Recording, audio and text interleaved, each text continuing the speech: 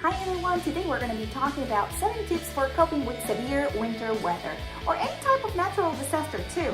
So stay tuned.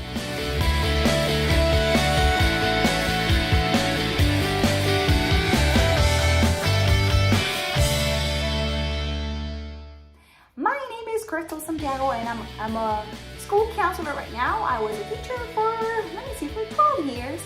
And now I moved on and I'm a school counselor. So long story short, today I have 7 tips for you for coping with severe winter weather. So I'm a Puerto Rican and now I'm living at Houston, Texas. So I'm used to hurricanes too much, to be honest. It's kind of normal where I come from, but I know it's not normal here, but I'm not used to winter and snow and the whole thing. It's also new for a bunch of Texans over here.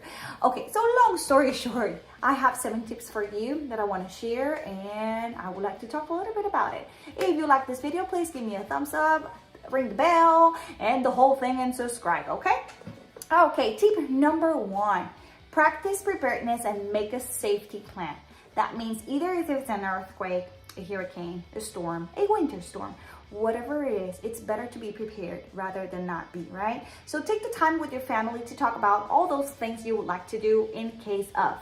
The other important thing is like where you're gonna meet, what are you gonna do?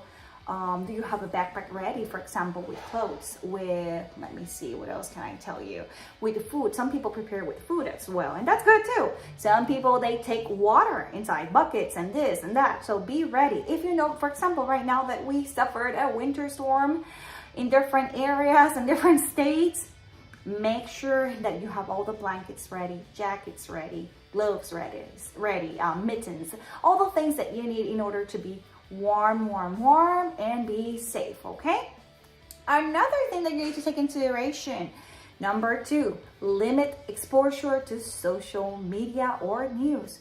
News are good. We want to stay tuned. We want to be updated. We want to make sure that we know what's going on around us and in the world, and that's okay. But what will happen? The news are going to show you, and then you're going to be exposed to a lot of probably negative things. So it's kind of normal if you're watching negative stuff all day long. How do you think you will feel?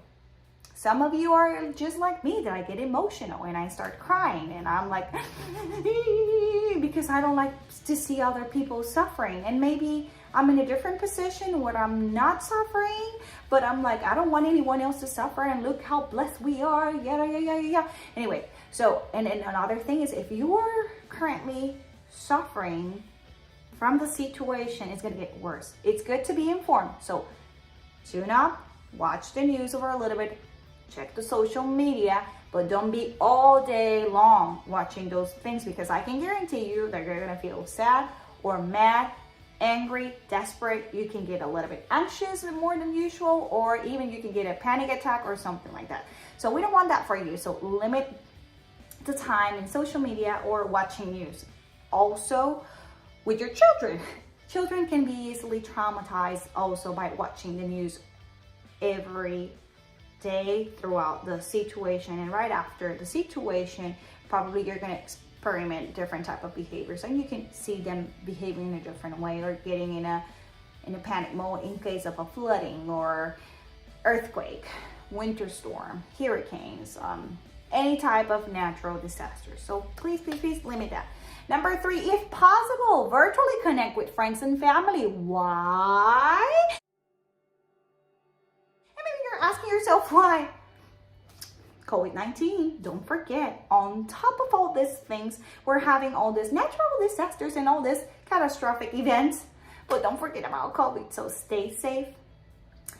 Visit, if possible, if your cell phones are working, make a phone call, FaceTime, WhatsApp, video calling or something like my daughter says, something. But be careful also whenever you go out, use your face mask. Another thing, going back, be ready also with food. I don't know if I mentioned that before in the practice for what can happen in your life. Food is part of it, don't forget, okay? And even if we don't have power, what are you gonna do with all that food you bought? Okay, so think about canned food too. Okay, number 4, Offer support to someone or reach out for support. Both things. If you are in need, it's okay to ask for help. It's okay to call the right numbers, depending on where you are, and reach out for help. If you're in need, ask for help. If you are not in need, be nice, be kind, be a good human, be a good person. Please help the ones nearby with something. At least ask them if they need anything, if they're okay, if they're doing fine. Maybe prepare a soup for them and take them a plate next door. Talking about that, I was thinking about a quote about Rockefeller, and it says, "I always try to turn every disaster into an opportunity." What is that for me? There's two ways to see things, and you probably may know this.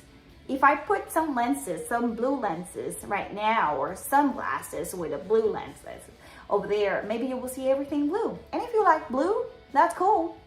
But what if you don't? If I put on you, let me see, pink lenses, and if everything is pink for you, that must be fine, but probably it's not going to be for the other ones. So try to see and take in consideration different types of perspectives and opinions and the way people think and the way people process information. Not everyone is going to process the information the same way. Not everyone is going to agree with everything you need to say. So be mindful of those things in this situation. The other thing, stay positive. I know it's easy to say it. After every catastrophic event, things shift, things evolve. It is like a turnaround. It is a wake-up call for all of us. And also we learn how to appreciate things. Take that in consideration. Don't forget. Okay, number 5, play board games with your family. What about Monopoly? What about Uno? What about cards? So think about cluster ladders and all those type of games. My kids went nuts, went crazy, like, no internet, no phone, no power, come on, Mom. And I was like, I am from Puerto Rico, so I'm used to a bunch of things, but my kids grew up here, so they're not exposed to all those things. So guess what? I was like, at Puerto Rico, we could be without power for a month. And then internet, we grew up without internet for a long time and nothing happened to us, right? And we turn out good people, right? If you, probably you can relate with me a little bit. I hope so. So, and I know it's hard for them because they do not know another world without the internet. But we can make the best of it and spend time with the family. Quality time, not bad family time, okay? No dysfunctional family time. Please do not do that. Especially with a catastrophic event or with something bad going on. No. Okay, never mind. So number 6, maintain normal routines. If you go to bed, if your kids go to bed, children, at 8, take them to bed at 8. If you eat, usually they eat their breakfast around 8, 7:30. If they wake up on time, give them the breakfast at the same time. They're going to ask you snacks at the same time. Even your body is going to feel. So keep the same routines. Another thing, when you are hungry, no, never mind. Let me go back. Emotional eating. When you're stressed out, if you are like me, I love to eat, and you're going to notice that you're going to eat and overeat if you are stressed out. So make sure that you're taking care of that, because later on we regret. We regret of all those things, and it's not good too. It's not healthy. So your children also are going to experiment the same thing. If in case that you have children, you're probably, if you have a puppy, if you have a dog, you're going to notice that your dog is going to be in your lap, and he or she is shaking and anxious, just like all of us. So make sure that you maintain normal routine. Is going to help you to calm down. Number 7, practice self-care. Why self-care is important? For a bunch of reasons, but I'm going to give you a few. Make sure that you evaluate how do you feel. Even if from the bad experiences, there's room to improve, learn, and grow. Make sure that your heartbeat is okay. Make sure that you're taking care of the basic needs first. Make sure that you feel okay. Then check on your family. Check that everyone is doing well. And take all those things in consideration. You matter. You are worthy too. So make sure that you take care of yourself. For example, if you're taking a medicine during a natural disaster, take care of yourself. Take your medicine. Don't give everything away. Don't be the last one all the time. Everyone can take turns, so think about yourself, especially some people, and I include myself in it, we put ourselves last. Children, husband, everyone goes first, and we're the last ones. But what about you? Take care of yourself and make something that makes you happy. Like if it's listening to a little bit of music, singing a song, if it's drawing, if it's reading a book, if it's doing Sudoku or something like that. Make sure that you're taking care, that you're also taking the time to reflect on how you feel, reflect on what you're doing and how you're doing throughout the day. Make sure that you're taking the action steps to calm down and relax and have your private moment, even if it's in the restroom, to be honest. When you have children, they will be everywhere, even in the restroom. Anyway, that's another story. So make sure that you're taking care of yourself. So let's review and recap. Number 1, practice preparedness and make a safety plan with your family. Be ready. Prepare in advance for any type of emergency, okay? Number 2, limit exposure to media, news, social media, Facebook, Twitter, Instagram, whatever it's where you're watching what's going on, limit that time, okay? 3, if possible, virtually connect with family and friends. If it's not possible, whenever they restore the power and the connections and everything goes back to life like the way that it used to be before, connect with them and make sure that you let them know that you care about them, okay? 4, offer support to someone and reach out for support. Number 5, play board games with your family and enjoy family time.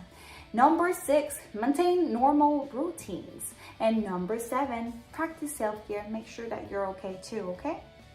Well, if you like this video, give me a thumbs up, ring the bell, and subscribe to my channel. Thank you. Have a great day. Bye-bye.